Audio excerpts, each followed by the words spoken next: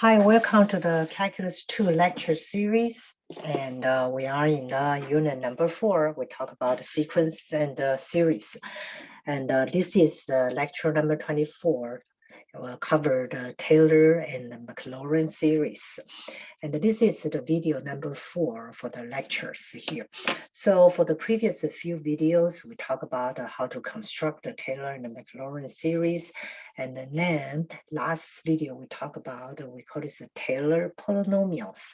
That means we use a partial of the series sum and then try to estimate or provide the estimation for the values here.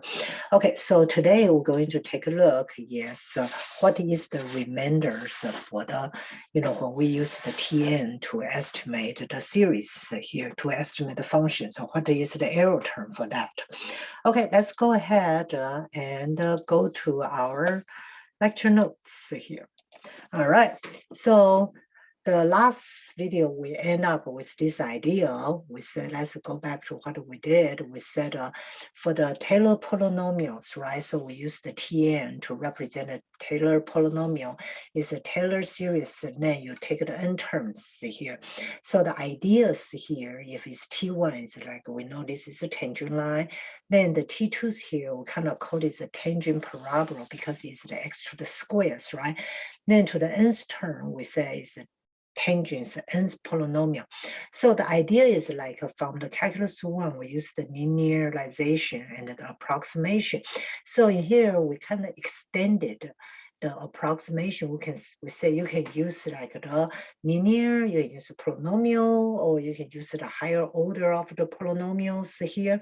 So like we did a couple examples here, like this one's here, the purple is real function. Then like you want to approximate the value at the point in this neighborhood. And then you can see, when the nth polynomials degrees n getting closer, then the approximation getting better, right? So like in here, this one is kind of like the showing kind of clearly. So T1 is a line, T2 is here, T3 is another ones. As you can see, when the Tn getting bigger, the degrees of the polynomial getting bigger, then the approximation getting closer. Okay, so we got that idea. So now we're going to do is, so we said, okay, what is the remainder of the Taylor series here? Okay, and so now let's okay, so let's take a look here. So we'll say that the definitions here, we say the nth remainder of the Taylor series of the degrees of n for f. Yes, so we use this the same notation. We say remainder n, the x here. Remember, just use the f of x minus t to the n. So remember, t to the n is the Taylor polynomial with degrees of the n's here, right? And then we call these numbers here the absolute value of the nx here. This is what we call is the arrow terms, right? So this arrow is resulting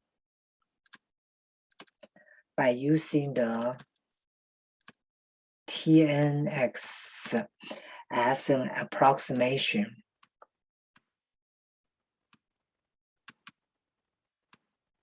of the f of x, right? So that's what our previous video we did. We did three examples to show you what is the Tn as approximation of the f of x here. Also from the previous example, we see when the degrees of the polynomial get bigger and bigger, then you will see the approximation is getting closer of approximations, right? So we know as the n gets bigger, also from the previous example, so we know the n gets bigger. What happens here? So we know the Tnx become a closer approximation to the what? To the f of x, right? So from the previous 3 examples from previous video, we show that. What does that mean? Let me see if you get a higher and higher degrees, and then the value, the approximation for the f of x is getting better. So that means we know when the n approach to infinities, right? Then this remainder has to be what? Close to zeros, right? Because that's we're really close to the real numbers, real function f of x here. Okay, so now let's take a look at these problems here. The problem number 4. So if you put the the cosine point A radians into your calculator, you get the numbers is 0.6967. Okay, so now we did this, so we said, okay, now I will try to use a polynomial with degrees of the 4 and try to estimate the f of x cosine 2x.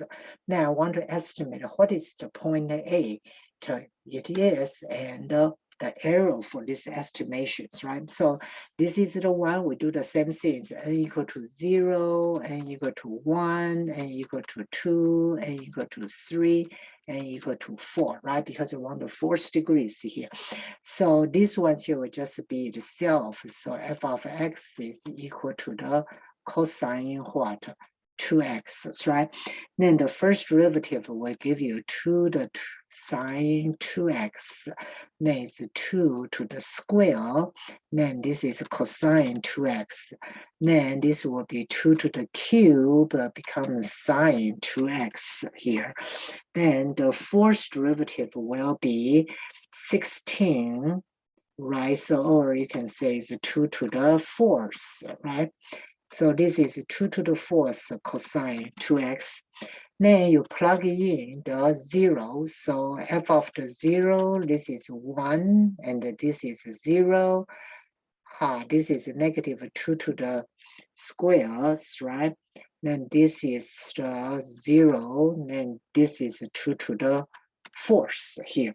Okay, so now let's try to write the T4x. We did this, we did several practice problems from our previous video. Okay, so it's n equal to 0, so it's 1. So this one is disappear. 1, and this is a plus, so it's a plus. And this is a negative 2 to the 2 to the what? 2 factorial. And then you will have the x to the square, and this one disappear, and plus 2 to the 4, then you have a 4 factorial x to the 4th here, right? Okay, so now you come to continuous here. So this is the 4th degree. So let's see here. This is 1 minus 2 to the x squared, then plus 2 to the 4th is 16. 4 factorial is 24. So this will be 2/3 x to the 4th.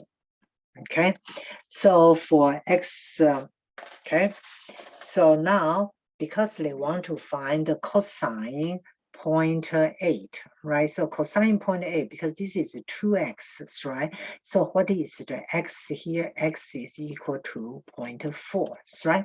Okay, so now let's try to put the 0.4 into my T4. So this is 0.4. So this will be 1 minus 2, the 0.4 to the square, plus 2/3 0.4 to the 4th power here. So I find out that this one here is very close to 0.69707 here. So as you can see, we talk about in here, if you put it into the calculator, it's 0.69671. And then now in here, when you try to use the polynomial, the Taylor polynomial is very, very close here, right? Okay, so now let's take a look at what is the arrow terms here. So the Rn to the 0.4, right? So Rn to the 0.4, this will be what? Will just be the 0.69771 0.671 minus 0.69707, right? And so this one's here, the arrows here will be 0.00036. Okay, so that's what is the error for this estimation. So I estimate 69707 by using T4. As you can see, this estimation, in fact, is pretty good. So here, all right. Now, the next thing is that this problem, let's think about other things is a Taylor inequality. So what is the arrows up bound? What is the largest value of the arrow I can get? All right, if I use the Taylor polynomials here. So let's take a look at what is my definition about the Taylor inequalities here. Okay, so let me write down the definition, then we'll take some examples. Take a look at some examples here. So we say if the n plus 1, the derivative, okay, the x, if this derivative, this value is less than or equal to n for the x minus a less than or equal to some distance here, okay? So then we know, okay, the remainder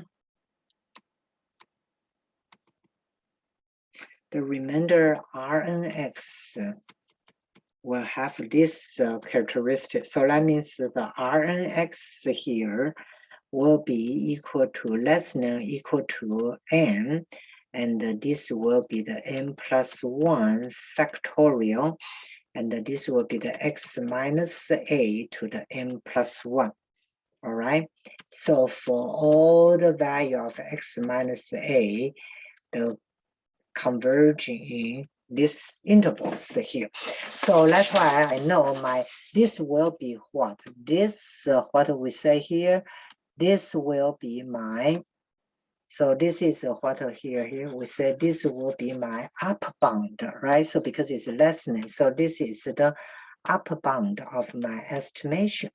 Well, that's pretty cool. So if you know, you can use T4 to estimate, and then you want to see what is the largest error you could have if you use the polynomial with degrees of 4 or degrees of 5 here. Okay, so now let's take a look by using the same example, like example number 4 here, right? So in here we said, the remainders here, the arrows here is 0.00036. So let's take a look at this Taylor inequality to see what is the upper bound of the arrow. That means what is the largest arrow I could get, and is this 0.00036 is reasonable? All right. Okay, so now. Okay, so now let's take a look. Okay, so in here we said the f of, okay, so in here we said the f of the nth derivatives, right? So the nth derivative of x.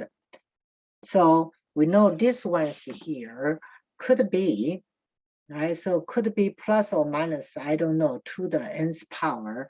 Then either to be the sine 2x or plus minus 2 to the nth power for the cosine 2x. See here, correct? And so the same way see here, so like f of the n plus 1 to the x, right? So if I put the absolute values here, it will be less than or equal to the n plus 1, the sine 2x, or here, so you can say here, or this one is a cosine 2x.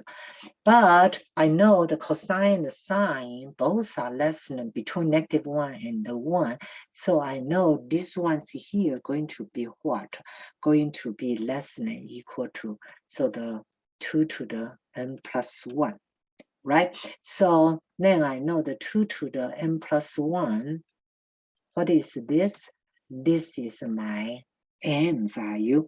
So based on what we did before, so I know take a look at the formula. We just said the upper bound will be less than n, and n plus 1 factorial.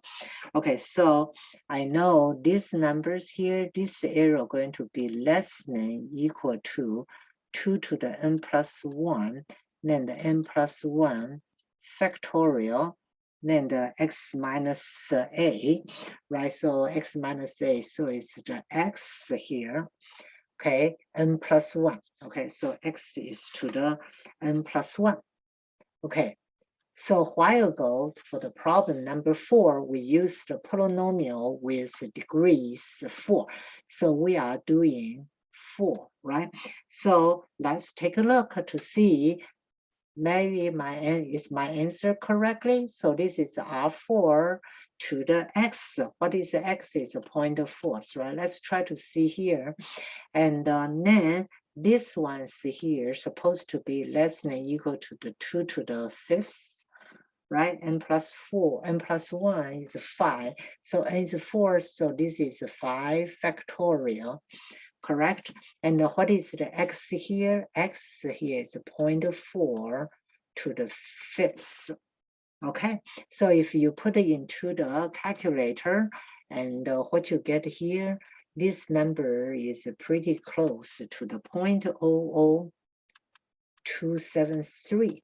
That means if you use r to the 4 to estimate, this is what? This is the upper bound.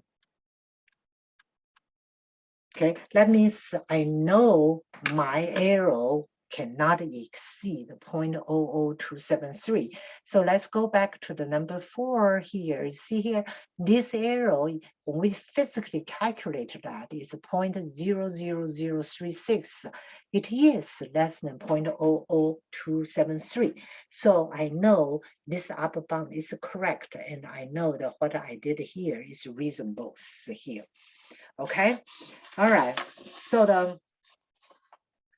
so let's take a look at another ones here. So I said here for f of x equal to the 2 to the power x here, and then I want to find expression for the nth Taylor polynomial when the x equal to 0, find the upper bound.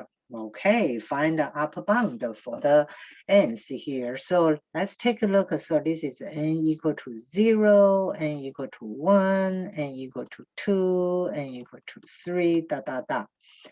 All right, so here, so this one's here. So now let's take a look here.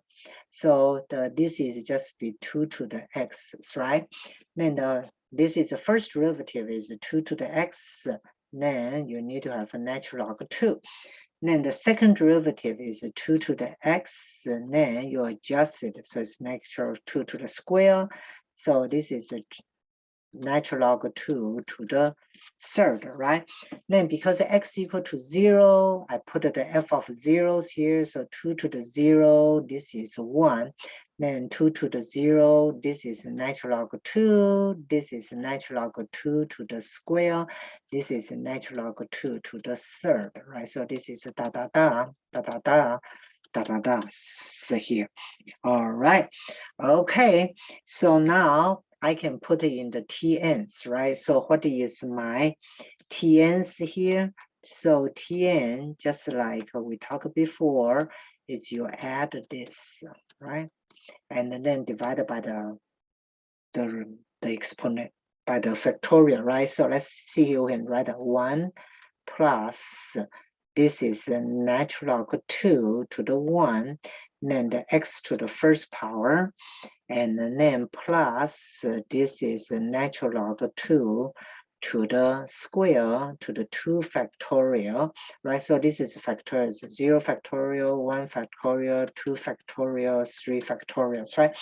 Then plus, oh, sorry here, I did not put my x terms here, right? So this will be x to the square, then plus here, right? So plus here, this will be the natural log 2 to the what power? Third power, that is 3 factorials, and then x to the 3. And da da da da da, because I'm to the nth power, so what is the last term I have? I'm going to have a natural log 2 to the nth power, right? Then have n factorial x to the n. So this is my Taylor polynomial with degrees of what? This is the Taylor polynomial with degrees equal to n, right? Okay, so we know for x less than 1. Okay, so now we have f of the n plus 1 to the x is going to be less than, okay, so the n plus 1's here, right? So the going to be less than natural log 2 to the n plus 1 and times 2 to the 2x here, okay? So that is going to be, so let's go back here. So here, right, so it will be the n plus 1 x minus a to the n plus 1 powers here, okay? So that is what we have over here. So it's f of the n plus 1 to the x here, okay? Okay, so let me clear out this one first, so maybe we'll get the better idea what I mean. Okay, so the f of the n plus 1, right? So this is the nth derivatives here. So back on here, so we said f of n plus 1, the nth derivative is less than equal to n here. Okay, so the nth derivative here, it will be 2 to the x. And what is here is this is the natural log 2 to the n plus 1s, right? Because from here, this is the nth derivative. So if you have the third derivative here, n equal to 3 is 2x natural log 2 to the 3's here, okay? So this one's here, all right? So then we say this one, and this one, okay, so this one here is going to be less than equal to, so this one going to be less than equal to the, because the x here, right? So the x here is, since the x here we say is less than equal to 1, here, take a look here, because x is equal to less than equal to 1, so less means the 2 of the x going to be less than equal to 2, right? Because the x is equal to, between 1 and -1, so the 2x is here going to less than 2. So that's why the whole thing here is to be less than 2 to the what? 2 to the natural log 2 to the n plus 1. Okay, so after that, okay, so after that, so I know my upper bounds, the Rnx going to be what? Is less than equal to, this is the 2, and so this is will be the 2, and this is the natural log 2 to the n plus 1. Then here is n plus 1, the factorial, and x to the what? X to the n plus 1. Okay, so whatever the value from the x you chosen here, and between the 1 and the -1, and then you also can choose whatever the how many polynomials, Taylor polynomial degrees you want, then you will be able to find the upper bound here, right? So this thing's here, so the whole thing's here, this one's here, this will be my what? This is the upper bound for the arrows, right? So the way we interpret that is, so if you decide, for the f of x equal to the 2x, if I decide I want to use the T5, that means the Taylor polynomial with degrees equal to 5, and then what is the largest arrow I could make? So for different value of x, right? So this is the, what is upper bound for the arrow term for the upper bound. Okay, that's it. All right. So I hope that these ones here will clear that. So first, the remainder of the Taylor series is just you use your f of x kind of the minus the partial sum of your Taylor series, right? And then we said after you use it, I thought we show example, show you if you use the Taylor polynomial and the approximation in general is very good, right? And now from introducing this Taylor inequality, it will show you what is the maximum error you can handle here. All right, okay, that's it. And talk to you in our next topics here. Okay, bye-bye.